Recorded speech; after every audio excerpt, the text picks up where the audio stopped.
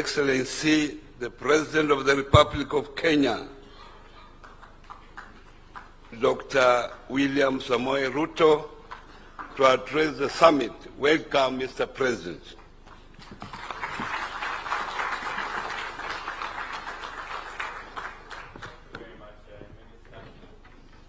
Ladies and gentlemen, you may take your seats. And let me take this opportunity on behalf of the government and people of Kenya to welcome all the distinguished participants, the chair of WCF, the chair of ICC, our own Chamber of Commerce, captains of industry, ladies and gentlemen. It is my honor on behalf of the people and government of Kenya to welcome all of you, not just to Nairobi, but to Kenya. As patron of the Kenya National Chamber of Commerce and Industry, I'm especially pleased to host such a distinguished gathering of business leaders, policymakers, and development partners. It is a forum like this that transformative ideas take root and the seeds of prosperity are planted. We meet at a time of intensifying global disruption and uncertainty. The effects of post-pandemic recovery, shifting geopolitical dynamics, inflation and supply chain disruptions, and of course climate change are impacting many facets of our economic and social lives. Yet, despite these challenges, we are presented with immense opportunities. Africa is becoming more connected, more innovative, and more entrepreneurial. Our success will depend on how prepared and committed we are to embrace this fast-changing future. And I want to thank all the other participants from across the globe for making this very important step to host this first ever summit in our part of the world. Among the world's regions, Africa has every reason to be optimistic. Our potential is undeniable. We are the world's youngest continent, home to a growing population of well-educated, highly skilled young people. Our lands are rich in untapped mineral wealth, including those critical minerals that are essential for global industrial transition. We also possess the largest areas of uncultivated fertile land and the vast reserves of renewable energy. As you heard from the governor of Nairobi, our own energy mix speaks volumes of what renewable energy can do and the scope and scale of the potential that exists for generation and for deployment for both economic, industrial, and other uses. This is a historic opportunity for Africa because we are the world's clean industrial hub, and encouragingly, we are rising to the occasion of actually appropriating that position. Accelerating our integration through the reform of the Africa Union, as well as our regional economic communities and mechanisms, including key institutions such as the Africa Development Bank, Afrexim Bank, and the Africa Union Development Agency, signals the giant is no longer asleep. We did, at the last Africa Union Summit, endorse these institutions because they understand our continent better to work with other global multilateral banks and financial institutions to position Africa appropriately, especially on matters of investment and the big elephant that is resources, especially from the private sector, to finance our own growth. The expansion of modern transport and communication infrastructure also shows that we are preparing for a predictable and prosperous future.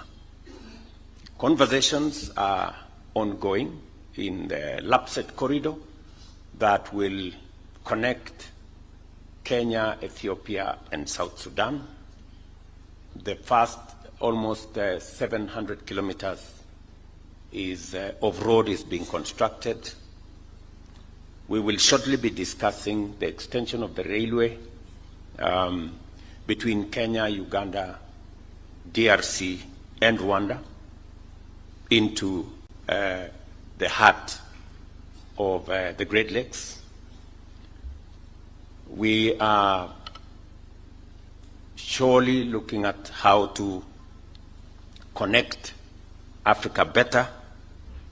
And as you're all aware, the Africa Continental Free Trade Area brings into being the largest single market of 1.4 billion people in 55 countries, with a GDP of close to 3.4 trillion. And the good news is that the building blocks towards the Africa Continental Free Trade Area, whether you're talking about the East African Community or the tripartite free trade area that brings together EAC, COMESA, and SADC, that actually came into force last year in June, creating the building block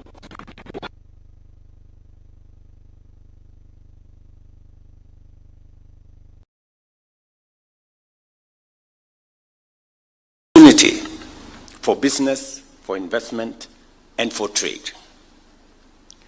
Chambers of commerce are indispensable because they bring a proactive and solution-oriented perspective. Thus, the Kenya National Chamber of Commerce and the World Chambers Federation serve as vital bridges between government and enterprise, helping businesses navigate risks, unlock opportunities, and expand into global markets. Their advocacy and support are empowering local entrepreneurs to think globally and act boldly. In Kenya, we fully embrace this transformation, and in 2022, 41% of our exports were destined for African countries. Our manufacturers and tech startups are expanding across the region, demonstrating our strong conviction that Kenya's and Africa's economic fortunes lie in intra-African trade and cooperation. We all are aware of the geopolitical situation in the world, but there still exists greater opportunity for us in this continent, even as we work on mechanisms to leverage networks into global trade networks. We still have a bigger opportunity in intra-Africa trade. And the realization by policymakers like myself that that is where the real future lies is a very welcome development, because it's now becoming more obvious that even as we look to trading with the rest of the world, there is a present and real opportunity in trading within the African continent, which is within our power. We can make decisions for what happens in this continent. And it is the reason why we are reorganizing the Africa Union. We are reforming the institutions of the Africa Union. so that it becomes a fit-for-purpose mechanism for us to unlock the potential of this continent first, even as we look at what we can do with the rest of the world. And the coming into force of the Africa Continental Free Trade Area, the coming into force of the tripartite free trade area that brings together COMESA, SADC, and EAC, and our own mechanisms in the East African community are a testament that we are understanding the situation properly. So even as other mechanisms are being rolled out by others to do what they think works best for them, we also must think about what works best for us. And we can then have a conversation of equals at some point. And therefore, we are keen on working with institutions like the business institutions here for us to be able to have greater understanding and working together towards a win-win outcome. As we discuss the opportunities that Africa presents, from the young continent that we are, to the mineral resources that exist in this continent, to the energy potential and resources that exist in this continent, as we discuss those opportunities, it is very important for us as a continent to realize that these opportunities can be unlocked better if we spend more in sharpening our human capital. And that is why Kenya, for example, is spending $5 billion every year on education, because the demographic dividend that we have will be more useful, better aligned, and sharpened if we deploy it when it is empowered with knowledge, skills, and competences. We're spending 30% of our budget on making sure that our young people acquire knowledge, acquire skills, and competencies that make them not just a Kenyan workforce, but also a globally competitive workforce. Deploying also in a space of social services, including health, becomes a major component for young populations like the one we have. And it is the reason why we are also deploying enormous resources on matters to do with health, especially our focus on universal health coverage. And this is all in line with where we think the continent will be going. And just for the record, we're not focusing just on the assets that we have as a continent. These assets must give us value. The continent of the past, where Africa was a source of raw material, is going to change. It is bound to change. And it will change, because our populations are better informed, our young people have more knowledge, our governments are getting more democratized, and therefore Africa is going to be looking at partners who will work with us on unlocking this potential, but not just unlocking the potential, but also unlocking the potential for value addition, for processing, creating local jobs, and creating wealth and value from the assets that we have. That is the future we are looking at as a continent. And we will be, with much more clarity, and much more intentionally, be working with partners who can work with us to unlock this potential. It is the reason why, for example, Kenya is investing $1 billion in our special economic zones with the Afri-Exim Bank. Because in our special economic zones, we can add value to our leather industry, we can add value to all the other agro and other industries. And it is in that context that we are looking at partnerships going into the future. Despite global headwinds, Kenya's economy, for example, last year grew by 5.6%, outpacing global trends. Key sectors like agriculture, services, and manufacturing are rebounding. At the grassroots, micro, small, and medium enterprises are the backbone of our economy, employing over 80% of our people. Their main constraints being limited credit, infrastructure gaps, and climate risks are in truth opportunities waiting for innovation and smart investment.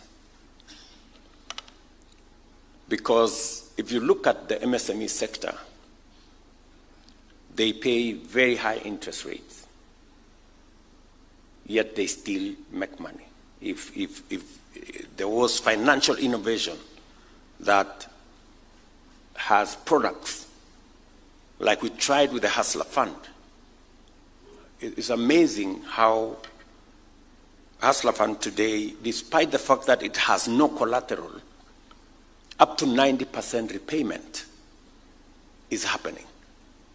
You would expect that a financial product that has no collateral and therefore individuals would have no incentive to pay back. But they are paying back because they see the value of the low interest they get in that product. And that is why repayment is all the way to close to 90%. And these are innovations that can be rolled out, scaled up, and we are looking at partners who can work with us to be able to access more credit innovatively to the private sector. As part of our bottom-up economic transformation agenda, we are focused on uplifting those at the base of the economic pyramid. And we are investing in agriculture, MSME, health, housing, and digital and creative economy. Our goal is to catalyze a bottom-up surge of creative and productive opportunities through strategic investment and targeted interventions. We have made remarkable progress in digitizing government services. 20,000 government services have been digitized, streamlining business registration and launching the Unified Business Permit in Nairobi, as the governor said, with more counties set to follow. Our investments in infrastructure, from railway, highways, and border posts to markets, fiber optic networks, and renewable energy, continue to support enterprise and economic growth. Devolution is a powerful force for bottom-up transformation. And county governments have and continue to play a crucial role.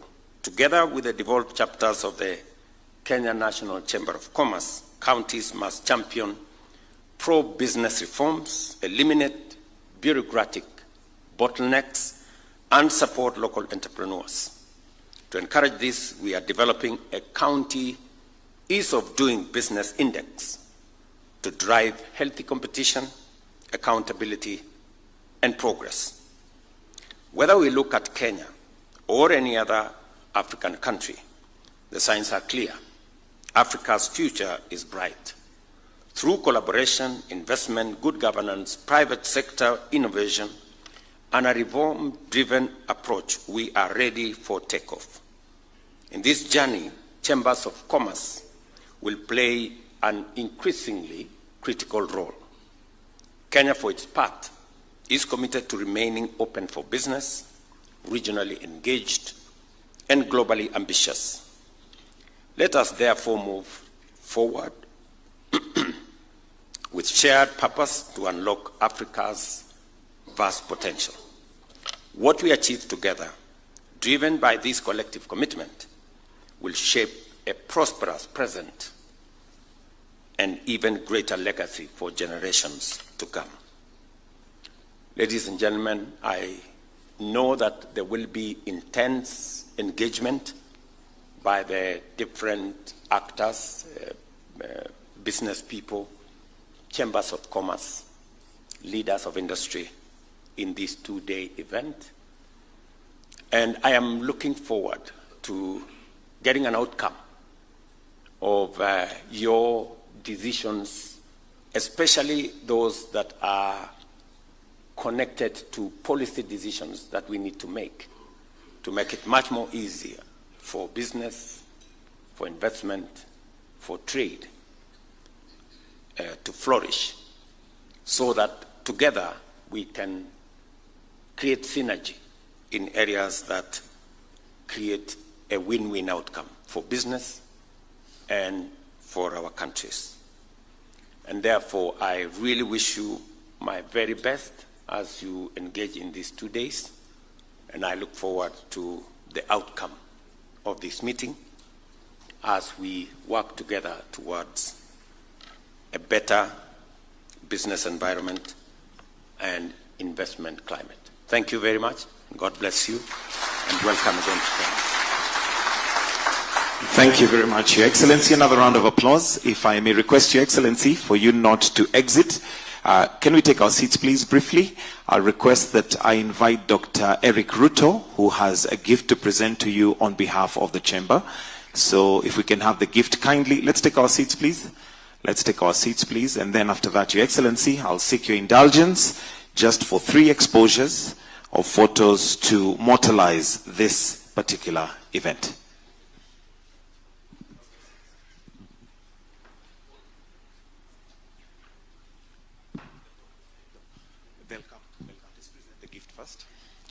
So the presentation of the gift. Then after that, I will ask the ICC and the WCF leadership to come for a photo so we can, thank you. And let me also ask the KNCCI board to kindly come on this side so that immediately after this photo, you'll be next. The KNCCI board to kindly come on this side of the stage.